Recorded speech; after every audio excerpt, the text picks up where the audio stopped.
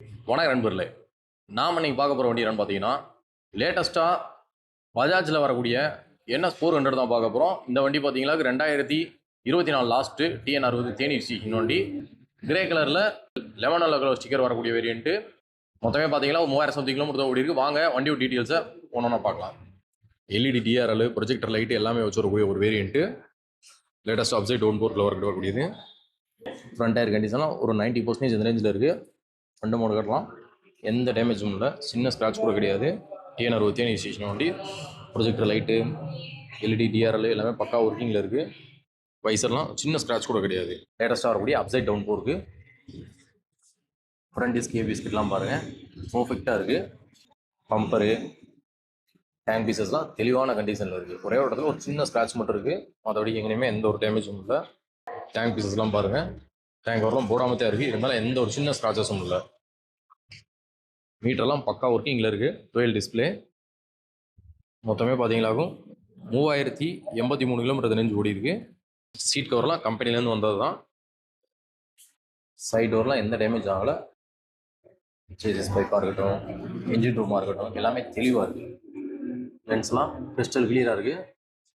கீழே வர இன்ஜின் கார்டுமே பாருங்கள் தெளிவாக இருக்குது. ஃபுட்ரஸ்ட்டு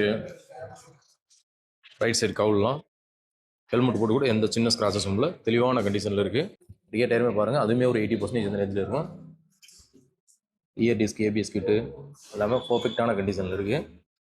rear mudguard, number plate stay, translate assembly, left side cowl எல்லாமே பர்ஃபெக்டாக இருக்குது.